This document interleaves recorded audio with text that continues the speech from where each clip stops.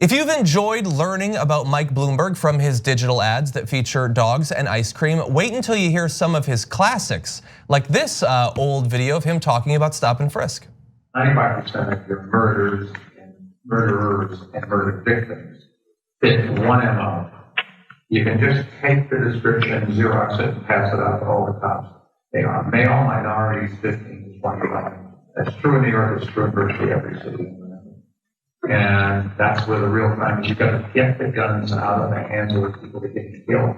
So you want to spend the money, put a lot of cops in the street, put those cops where the crime is, which means in the minority neighborhoods. So it's one of the unintended consequences is people say, oh my God, you are arresting kids for marijuana that are all minorities.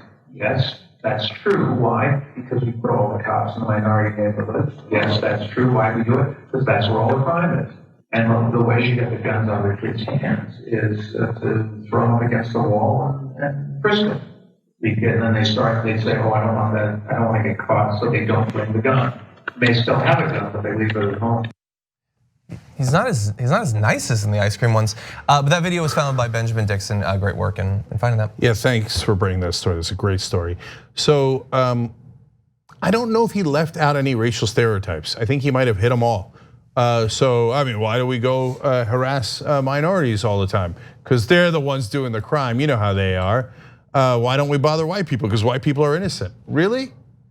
All right, hold on. Let's look at the facts now. So of the people that were stopped and frisked, 88% were blacks and Latinos. Well, okay, maybe they were committing crime at such an unbelievable rate. Okay, so how many of them were found to have a weapon? Because he said it's all about the guns, you know? Because these black people, all they have is guns, right?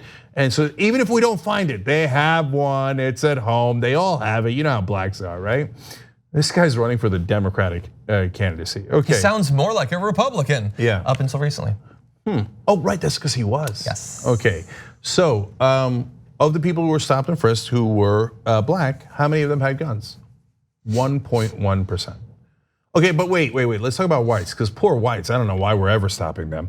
By the way, there is tape of police departments, also you can see it in Benjamin Dixon's thread, of police officers telling the people that report into them, I only want you to target young blacks and Latinos and males. That's it, young black and Latino males. I don't want you wasting your time on white people.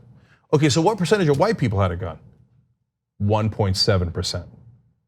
50% higher than the percentage of blacks. It's a waste of time. So when they actually, a few times they stop white people, turns out they find guns on them more than they do on black people. Did that make them change their mind at all? Nope. The racial stereotypes still exist. Well, if we found it on the white guy, he must not have meant it. If we didn't find it on the black guy, he must have it at home. Oh, for Christ's sake, man. Unreal. Yeah. So, and in every one of these cases, here, I'll give you a couple more facts. Do you know that when you look at the arrest, seizure of an illegal weapon or a fine, that's what I mean by 88%. 88% of the time, they found nothing at all, nothing at all. I'm sorry, I should clarify. Earlier I said the 88% number, no. The number of people stopped who were blacks and Latinos were higher. I think it was about 94%, okay? But 88% of the time, they found nothing at all. They couldn't even find anything to find them on, like jumping a turnstile or something really simple like that. You're totally and utterly innocent. Yeah. So how about the number of times they found a gun during the Bloomberg era when they did these stop and frisk of minorities? They would find a gun, so there's a little different number than the one that's earlier. During the Bloomberg era, 14 out of every 10,000 stops. So they almost never found a gun. But they arrested a lot of people for a fare violation. To be fair, that's $2.75. Now, why would you go after it? That's the crime is where the blacks do the crime. Blacks do the crime, okay, John? Not good white people in New York. I mean, like if you went down to Wall Street, you wouldn't find any criminals, right? No, not $2 criminals anyway. No, so, oh wait, how much did their crimes cost us back in 2008? Oh right, $700 billion. And during the 2008 crash caused 100% by Wall Street, We lost 8.8 million jobs. 8.8 million Americans suffered. But there are no criminals on Wall Street. They did fraud. It's in the emails. In the emails, they talk about scamming their own customers. They talk about being on both sides of the trade so that everybody gets screwed except them. That was all exposed in the Senate. But no, poor white folks working on Wall Street making millions of dollars while the rest of us suffer doing criminal fraud. No, there are no criminals on Wall Street. The blacks and Latinos do the crime. Mike Bloomberg told me the stats don't back it up at all. Doesn't back it up at all, but it doesn't matter. It must be true. Look at him, they're black and Latino. This guy wants to be the Democratic nominee. You must be joking. Oh, but that's okay because the mainstream media has been exposing this day and night. They have. But bear in mind in that he also talks about the concern over drugs, and Wall Street traders would never do drugs. Look, this video has now come out. Benjamin Dixon found it. They had a guest on CNN that said, well, because he's a Bernie supporter, that calls all this into question. That's not how video works. Doesn't call it into question at all. Yeah. He said it, right? Wait, did Benjamin say it? No, Bloomberg said it, okay. Did he fake it? Nobody's saying he faked it, so how can it be called into question?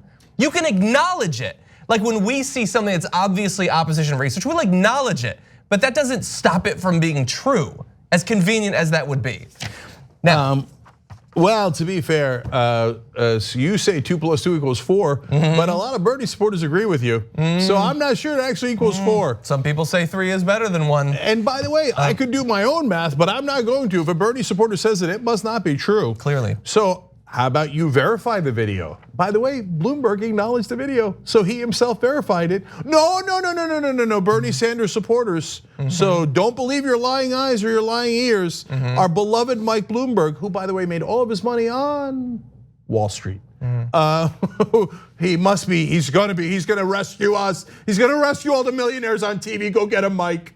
So he did respond to that video coming out with a tweet that said, I have apologized for taking too long to understand the impact of stop and frisk on black and Latino communities. I inherited stop and frisk. Get out in an of here. effort to stop gun violence. It was overused. I cut it back by 95%. Not true. I should have cut it back. Yeah, but he tweeted it, so it's true.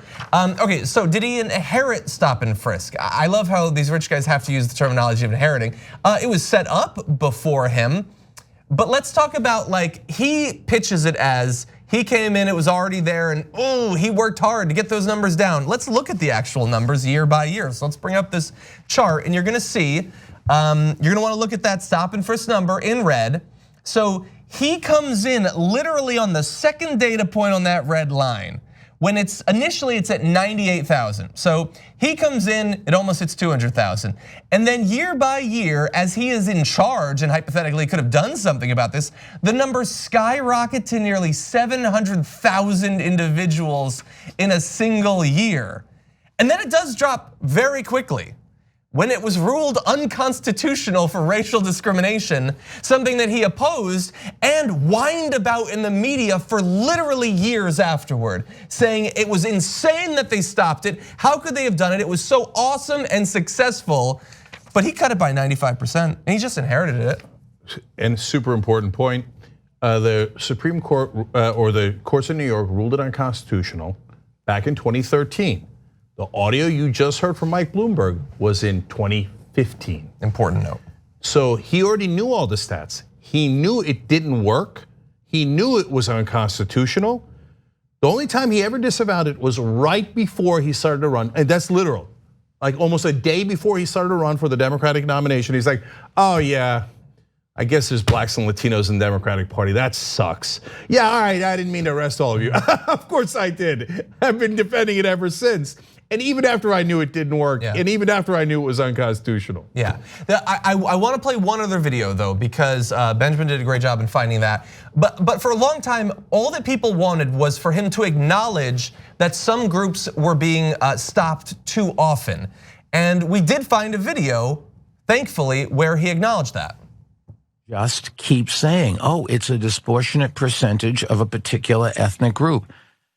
That may be, but it's not a disproportionate percentage of those who witnesses and victims describe as committing the murder. In that case, incidentally, I think we disproportionately stop whites too much.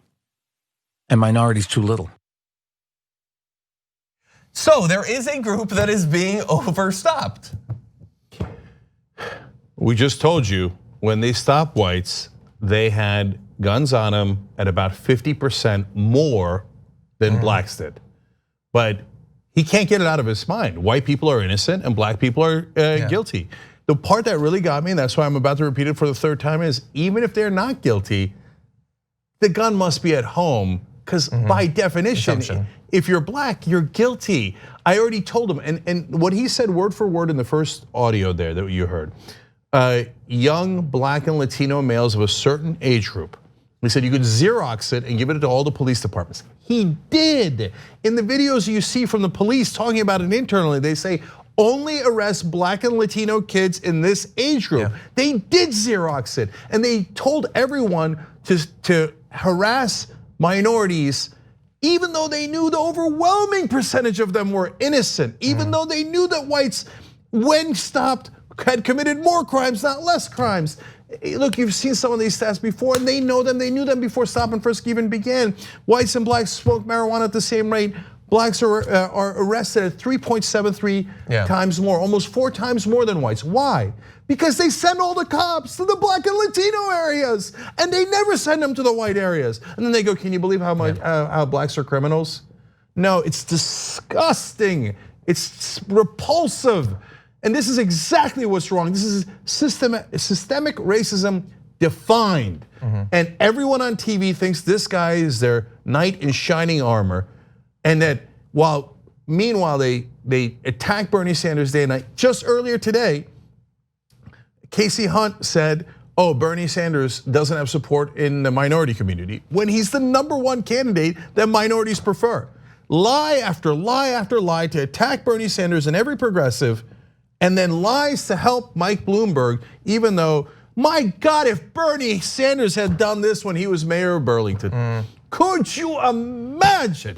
They would have ripped him to shreds. And it would be earned. And it would be right. They would be right to do it. Yeah, it's not, this isn't like, look, individual comments can be horrible. This isn't an individual comment. This isn't an individual action. This isn't pushing for a policy. This is like more than a decade-long crusade to make this the way things are.